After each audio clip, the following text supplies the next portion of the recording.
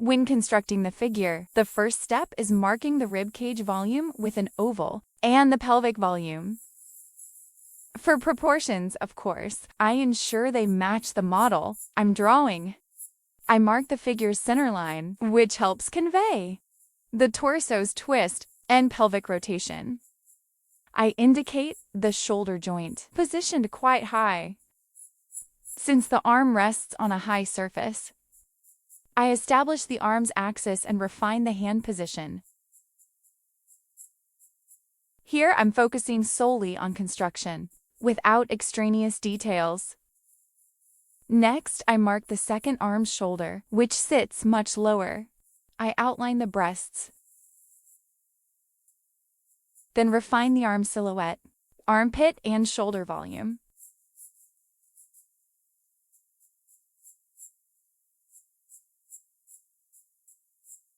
I define the waistline.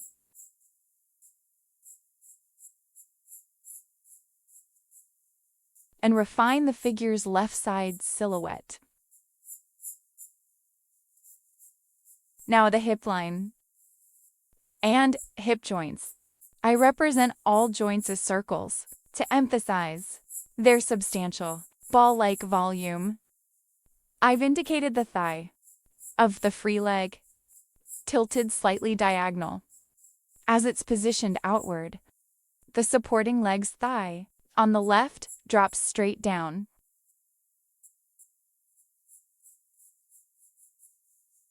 I choose to depict the underwear, as in the reference photo, SOI, outline its silhouette. Then refine the head position. I draw the neck with a subtle tilt. The free arm, holding the glass,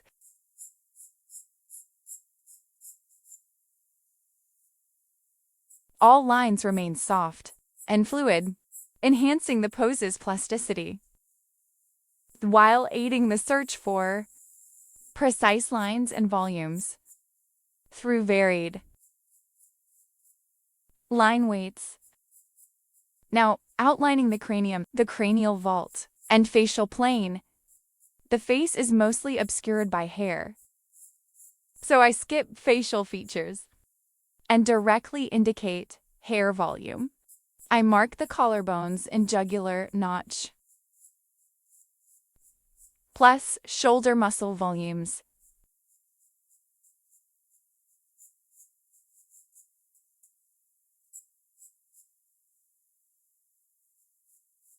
Refining the bra shape.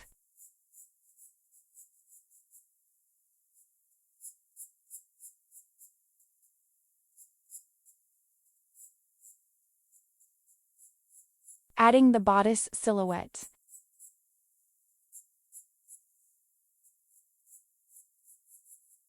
Whenever a line doesn't satisfy me, I redraw it, overlaying until I'm pleased and it matches my observation.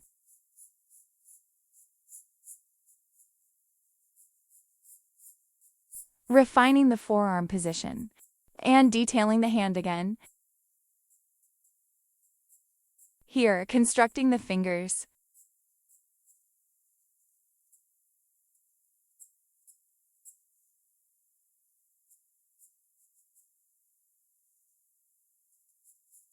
Now outlining the palm, gripping the glass. Fingers are partially obscured by the glass, yet their positions are discernible, clarifying the hand-glass volumetric relationship.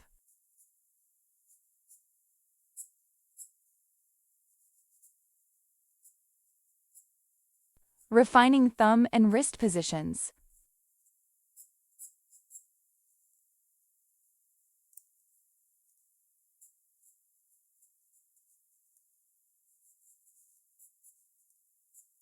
Outlining neck muscles.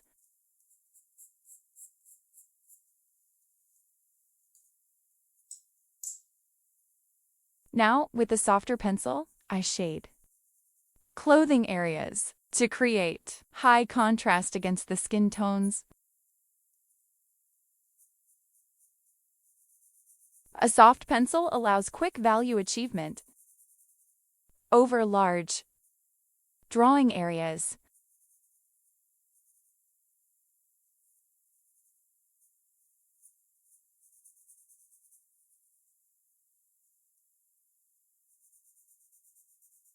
Here, I opt for flat, dark tones on the lingerie, without modeling light and shadow.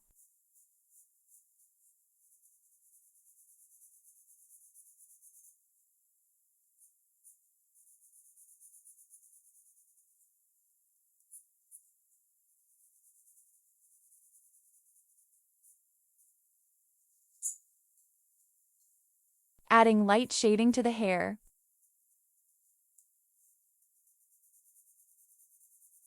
Within the hair, suggesting volume. Light comes from above, leaving the crown nearly white. With a highlight, the lower strands fall into shadow, appearing much darker